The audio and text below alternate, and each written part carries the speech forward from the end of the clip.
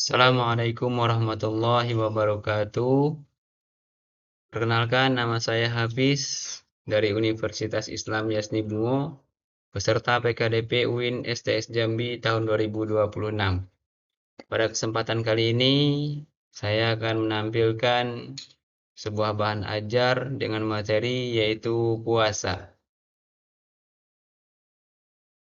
Setelah mengikuti perkuliahan ini, mahasiswa diharapkan mampu yang pertama yaitu menjelaskan pengertian puasa menurut bahasa dan istilah, kemudian dapat memahami dasar hukum puasa dalam Al-Quran dan Al-Hadis, mengidentifikasi syarat, rukun, dan jenis-jenis puasa, dan juga dapat menganalisis hal-hal yang membatalkan puasa, serta menjelaskan apa hikmah dan manfaat puasa itu sendiri dalam kehidupan sehari-hari.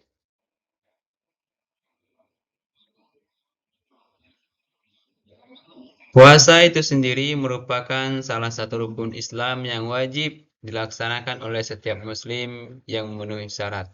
Berarti untuk yang bukan muslim, ya tidak diwajibkan untuk berpuasa, dan tentu yang muslim diwajibkan untuk berpuasa, terutama puasa wajib. Namun tentu ada syarat-syarat yang mesti dipenuhi terlebih dahulu. Kemudian puasa itu selain sebagai bentuk ketaatan kepada Allah Subhanahu wa taala, puasa juga berfungsi sebagai sarana pembinaan spiritual, moral, dan juga sosial. Kenapa demikian? Karena melalui puasa seorang muslim itu dilatih untuk mengendalikan hawa nafsunya. Kemudian juga dilatih untuk meningkatkan ketakwaannya kepada Allah Subhanahu wa taala, serta dilatih untuk menumbuhkan rasa empati terhadap sesama.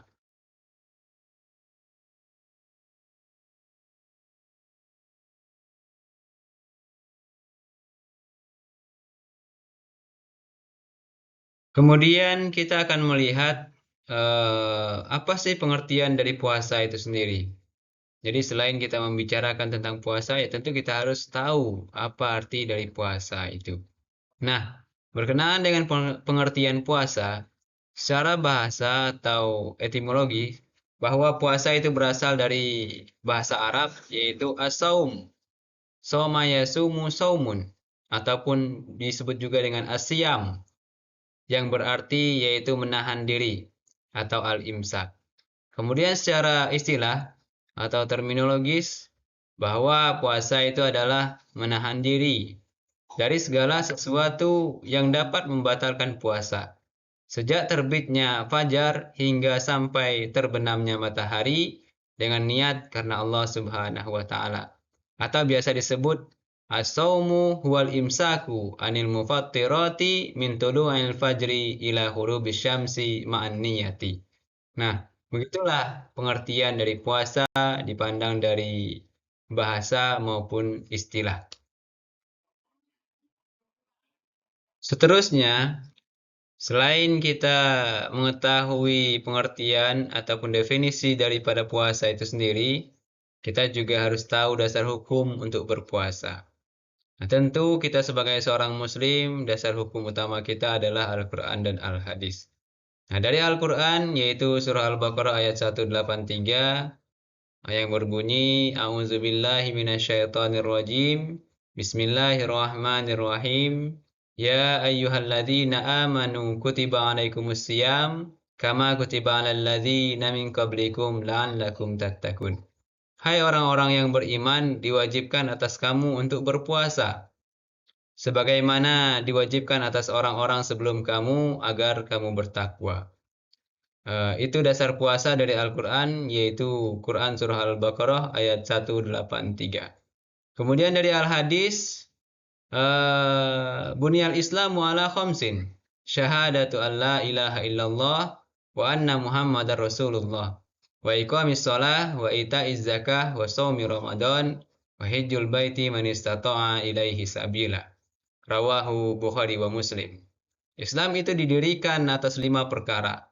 Pertama, bersaksi bahwa tidak ada Tuhan selain Allah dan Nabi Muhammad adalah utusan Allah. Kemudian mendirikan sholat, menunaikan zakat, berpuasa bulan Ramadan, dan menunaikan haji bagi yang mampu. Hadis riwayat Bukhari Muslim. Ada juga syarat-syarat puasa. Untuk syarat puasa ini ada dua. Yang pertama adalah syarat wajib dan yang kedua adalah syarat sah. Apa yang dimaksud dengan syarat wajib? Syarat wajib itu adalah ketika kita sudah mencapai syarat itu, maka kita diwajibkan untuk berpuasa. Sedangkan syarat sahnya adalah bahwa ketika kita melakukan puasa, maka ada syarat-syarat yang mesti kita penuhi. Jika syarat-syarat itu sudah kita penuhi, maka itulah yang dinamakan dengan sahnya puasa itu. Kalau syarat sahnya tidak terpenuhi dengan baik, maka tentu puasanya dianggap batal atau tidak sah. Kita lihat apa saja syarat wajib daripada puasa itu sendiri. Yang pertama adalah beragama Islam, kemudian baligh atau sampai umur, kemudian seterusnya berakal sehat, tidak gila, kemudian mampu melaksanakan puasa dan tidak sedang mengalami halangan syar'i. Seterusnya ada syarat sah puasa. Apa saja? Yang pertama adalah beragama Islam. Tentu harus Islam dulu. Yang kedua yaitu mumayyiz. Apa itu mumayyiz? Dia bisa membedakan mana yang baik dan mana yang buruk. Selanjutnya suci dari haid dan nifas bagi perempuan dan seterusnya dilaksanakan pada waktu yang diperbolehkan untuk berpuasa. Tentu puasa itu ada waktu-waktunya, terutama puasa wajib. Puasa wajib waktunya adalah puasa di bulan Ramadan. Nah, maka waktunya adalah waktu di bulan Ramadan.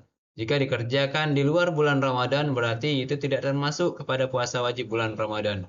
Kecuali mengkodo puasa bulan Ramadan itu lain hal. Dalam melaksanakan ibadah tentu ada rukunnya. Nah, untuk rukun puasa itu sendiri, yang pertama yaitu niat, kemudian yang kedua menahan diri dari hal yang membatalkan puasa. Nah, untuk puasa wajib terutama puasa di bulan Ramadan, niat itu dilakukan pada malam hari sebelum terbit fajar. Nah, jika sudah terbit fajar maka tidak bisa lagi untuk berniat puasa wajib. Berbeda dengan puasa sunnah. Kemudian menahan diri dari hal yang membatalkan puasa. Kapan kita mulai menahan diri? Yaitu dari terbit fajar hingga dengan terbenamnya matahari. Nah, saat itulah kita harus menahan diri dari hal-hal yang bisa saja membatalkan puasa supaya puasa kita juga sah. Kemudian kita lihat lagi jenis-jenis puasa. Untuk jenis-jenis puasa ini ada puasa wajib, kemudian ada puasa sunnah, ada puasa makruh, dan ada puasa haram. Kita lihat satu persatu. Apa yang dimaksud dengan puasa wajib? Puasa wajib yaitu puasa Ramadan. Contohnya ada juga puasa nazar, kemudian puasa kafarat. Puasa sunnah itu ada puasa Senin Kamis, ada puasa Arafah, ada puasa Asyura, ada puasa Daud, puasa 6 hari Syawal, dan ada juga puasa-puasa lainnya yang tidak disebutkan di sini, seperti puasa Ayyamul Bid dan lain sebagainya. Untuk contoh puasa makruh, yaitu puasa yang dilakukan pada kondisi tertentu yang tidak dianjurkan. Ada puasa yang khusus di hari Jumat, dikhususkan untuk hari Jumat, tidak diselingi atau tidak dilanjutkan dengan hari sebelumnya atau hari sesudahnya, itu dihukumi makruh. Kemudian ada juga puasa yang dikhususkan untuk hari Sabtu atau hari Minggu, nah itu juga dihukumi makruh. Kemudian puasa wisal, puasa menyambung, yaitu misalkan hari ini puasa, besok juga puasa, tetapi tanpa berbuka di malam harinya. Jadi puasa itu terus hari ini dan hari besok juga terus puasanya tanpa berbuka di malam harinya. Kemudian ada puasa dahar, puasa sepanjang tahun. Nah, puasa selama 360 hari. Jadi setiap hari berpuasa itu juga dihukumi makruh. Kemudian ada puasa hari syak atau ragu-ragu. Nah, contohnya yaitu di tanggal 30 Sa'ban. Diragukan apakah besok adalah satu Ramadan atau belum. Jadi jika berpuasa di hari itu maka itu puasa ragu-ragu maka dihukumi dengan makruh. Kemudian ada juga puasa sunnah. tapi dia belum membayar hutang di puasa bulan Ramadan atau belum mengqadha bulan Ramadan, itu juga dihukumi makruh. Yang terakhir ada puasa haram. Nah, puasa haram ini haram untuk dilakukan atau berdosa jika kita melakukan puasa di hari-hari itu. Yang pertama yaitu hari raya Idul Fitri, itu adalah hari yang diharamkan untuk berpuasa.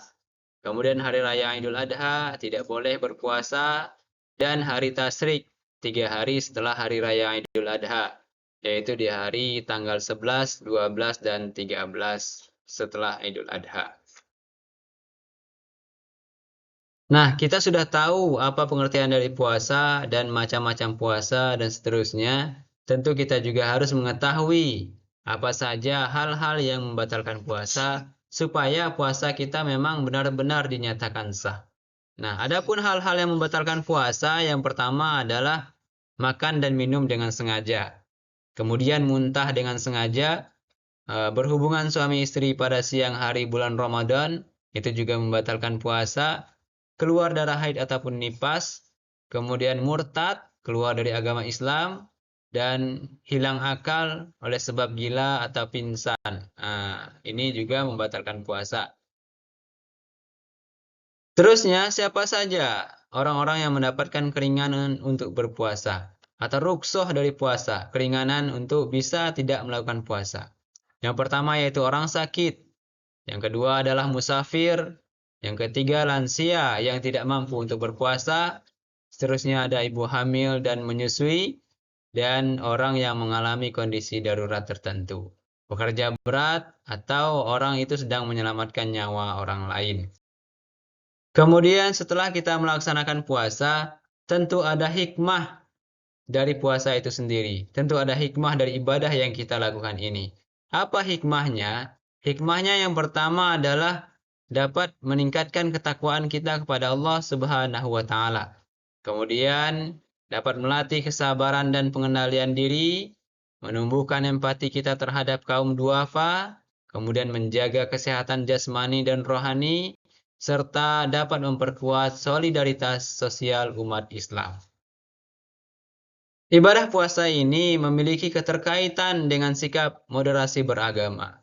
Apa saja kaitannya? Kaitannya adalah bahwa yang pertama dengan berpuasa, kita menghargai perbedaan mazhab, terutama penentuan awal daripada bulan Ramadan itu sendiri.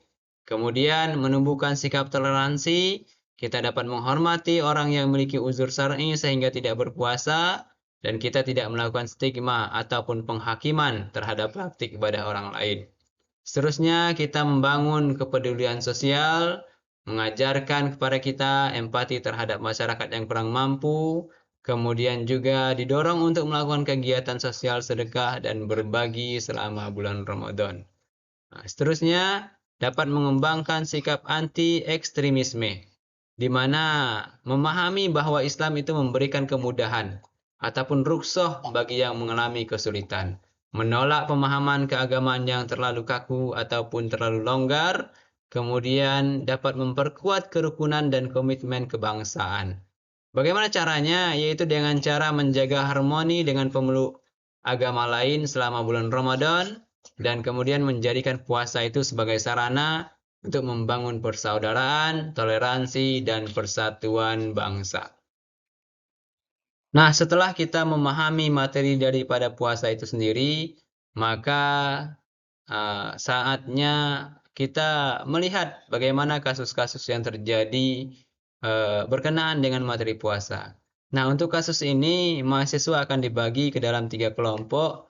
Kemudian setiap kelompok akan mengkaji atau menganalisis bagaimana kasus-kasus yang terjadi berkenaan dengan puasa ini.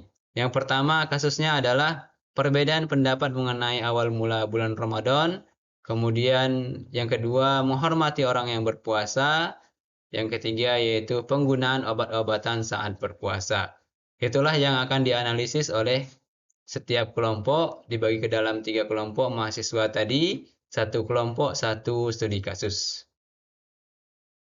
Pada materi puasa ini, mahasiswa diberikan pembelajaran dengan cara pendekatan berbasis masalah.